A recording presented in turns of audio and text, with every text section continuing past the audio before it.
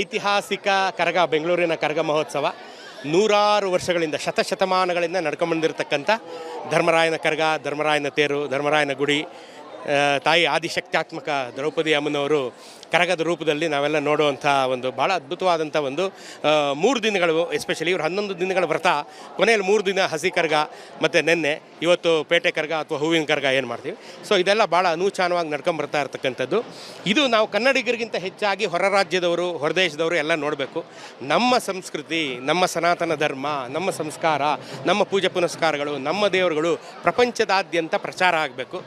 ಆ ನಿಟ್ಟಿನಲ್ಲಿ ನಮ್ಮ ಪೂರ್ವಿಕರ, ನಮ್ಮ ಶತಶತಮಾನಗಳ ಹಿಂದಿನ ಪೂರ್ವಿಕರ ಹಬ್ಬವಾದಂಥ ಈ ಧರ್ಮರಾಯನ ಕರಗ ಎಲ್ಲ ಕಡೆ ಪ್ರಚಾರ ಆಗಬೇಕು.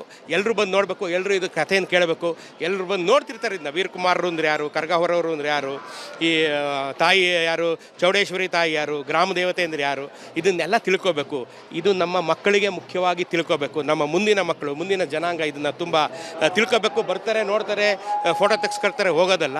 ಯಾರು ತಾಯಿ, ಇದು ಬೇರೆ ದೇವಸ್ಥಾನಕ್ಕೂ ಈ ದೇವಸ್ಥಾನಕ್ಕೆ ಏನು ಸಂಬಂಧ, ಏನು ಶಕ್ತಿ ಇದೆ, ಹೇಗೆಲ್ಲ ಮೆರವಣಿಗೆ ಹೋಗುತ್ತೆ ಎಲ್ಲನೂ ನೋಡಬೇಕು. ಮತ್ತು ಈ ವರ್ಷ ಹೊಸದಾಗಿ ಕರಗದ ಇತಿಹಾಸದಲ್ಲಿ ಮೊದಲ ಬಾರಿಗೆ ಕರ್ನಾಟಕ ಸರ್ಕಾರ 23 ಕಿಲೋಮೀಟರ್ಗಳ ಉದ್ದ ಮೈಸೂರು ದಸರಾದಲ್ಲಿ ಹೇಗೆ ದೀಪಾಲಂಕಾರ ಮಾಡುತ್ತೋ ಹಾಗೆ ದೀಪಾಲಂಕಾರವನ್ನು ಮಾಡಿದೆ. ಮತ್ತು ಈ ಒಳಗಡೆ ಅಲಂಕಾರ, ದೇವಸ್ಥಾನದ ಅಲಂಕಾರ ಸಂಪೂರ್ಣವಾಗಿ ಕರ್ನಾಟಕ ಸರ್ಕಾರದ ಮುಜರಾಯಿ ಇಲಾಖೆ ವಹಿಸ್ಕೊಂಡಿದೆ. ಅವ್ರಿಗೆಲ್ಲ ಈಗ ನಾನು ನಿಮ್ಮೆಲ್ಲರ ಪರವಾಗಿ, ನನ್ನ ಪರವಾಗಿ, ಚಾನಲ್ನವರ ಪರವಾಗಿ ಅವ್ರಿಗೊಂದು ಅಭಿನಂದನೆ ಮತ್ತು ಶುಭಕಾಮನೆಗಳನ್ನು ಅರ್ಪಿಸ್ತೀನಿ. ಸರ್ಕಾರ ಹೆಚ್ಚು ಇದಕ್ಕೆ ಮುಂದಾಗಬೇಕು. ಇಂಥ ದೇವತಾನುಗ್ರಹ ಕಾರ್ಯಗಳನ್ನು, ದೇವತಾ ಕಾರ್ಯಗಳನ್ನು, ಜಾತ್ರೆ, ತೇರು, ಉತ್ಸವ, ಬಂಡಿ ಇವನ್ನೆಲ್ಲ ಹೆಚ್ಚು ಮಾಡಬೇಕು ಅಂತ ನಿಮ್ಮ ಚಾನಲ್ ಮುಖಾಂತರ ಪ್ರಾರ್ಥಿಸ್ತೀನಿ. ಕೃಷ್ಣರಾಜ ಒಡೆಯರು 1811ರಲ್ಲಿ ಈ ಕರಗ 100 ವರ್ಷದಿಂದ ನಡ್ಕೊಂಡ್ಬರ್ತಾ ಇದೆ ಅಂತ ಮೈಸೂರು ಅರಮನೆಯಲ್ಲೂ ಗೊತ್ತಾದಾಗ ಈ ಕರಗದಲ್ಲಿ ನಡೆಯುವಂಥ ಒಂದು ಅಪರೂಪವಾದಂಥ ಸೇವೆ ಏನಪ್ಪ ಅಂದರೆ ಅದು ಹಲಗು ಸೇವೆ ಅಂತ. ಈ ಹಲಗು ಸೇವೆಯಲ್ಲಿ ಅವರು ಹಲಗು ಅಂದರೆ ಕತ್ತಿ, ವೀರಕುಮಾರರು ತಮ್ಮ ಕತ್ತಿಯಿಂದ ತಾಯಿಯನ್ನು ಬರಮಾಡ್ಕೊಳ್ಳಿಕ್ಕಾಗಿ ತಮ್ಮನ್ನು ತಾವೇ ಶಿಕ್ಷೆಗೊಳಪಡಿಸ್ತಿದ್ದಂಥ ಈ ದೃಶ್ಯವನ್ನು ನೋಡಬೇಕು ಅಂತ ಮೈಸೂರು ಮಹಾರಾಜರಾದ 3ನೇ ಕೃಷ್ಣರಾಜ ಒಡೆಯರು ನಮ್ಮ ಅವೆನ್ಯೂ ಸರ್ಕಲಲ್ಲಿ ನಿಂತ್ಕೊಂಡು ಅದನ್ನು ನೋಡ್ತಾರೆ. ಅದು ನೋಡೋದಕ್ಕೆ ಮುಂಚಿತವಾಗಿ ಅರಮನೆಯಿಂದನೇ ಒಂದು ಕತ್ತಿಯನ್ನು ಕೊಟ್ಟಿರ್ತಾರೆ.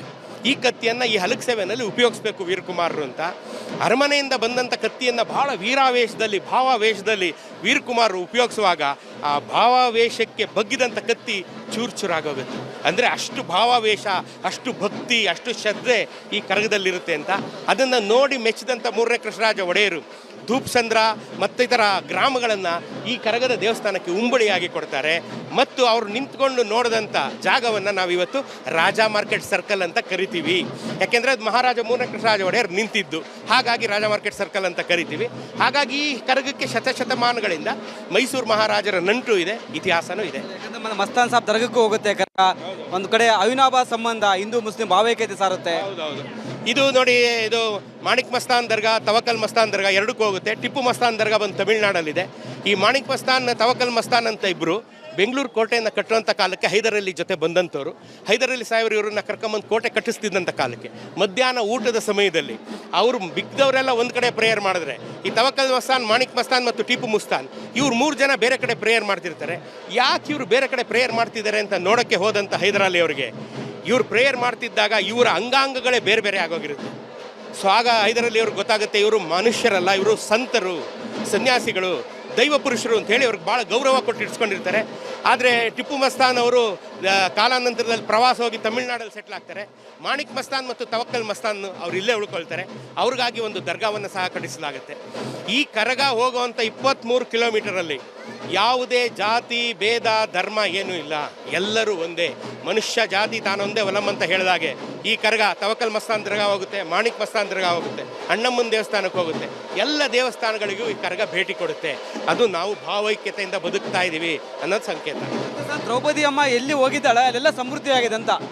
ದ್ರೌಪದಿ ತಾಯಿಯನ್ನ ನೋಡಿದವರು, ದ್ರೌಪದಿ ತಾಯಿ 23 ಕಿಲೋಮೀಟರಲ್ಲಿ ಎಲ್ಲೆಲ್ಲಿ ಹೋಗ್ತಾಳೆ ಅಲ್ಲಿ ಇವತ್ತಿನವರೆಗೂ ಬಡತನವಾಗಲಿ, ಕ್ಲೀಶೆ ಆಗಲಿ, ಸಮಸ್ಯೆ ಆಗಲಿ ಏನು ಬಂದಿಲ್ಲ. ದುಡ್ಡು ಅನ್ನೋದು ಸುರಿಯುತ್ತೆ. ಹಾಗಾಗಿ ಕರಗಕ್ಕೆ ವಿಶೇಷವಾದಂಥ ಶಕ್ತಿ ಇದೆ. ಆದರೆ ಈಗ ನಿಮ್ಮನೆ ಹತ್ರ, ನಮ್ಮನೆ ಹತ್ರ ದ್ರೌಪದಿ ಅಮ್ಮ ಬರಲ್ಲ. ಅದಕ್ಕೆ ಎಲ್ಲ ಕಡೆಯಿಂದ ಜನ ಬರ್ತಾರೆ ದ್ರೌಪದಿ ಅಮ್ಮನ ನೋಡಬೇಕು. ಅವರನ್ನು ನೋಡಿದ್ರೆ ನಿಮಗೂ ಇರೋವಂಥ ಎಲ್ಲ ಆರ್ಥಿಕ ಸಮಸ್ಯೆಗಳು ದೂರ ಆಗ್ತವೆ.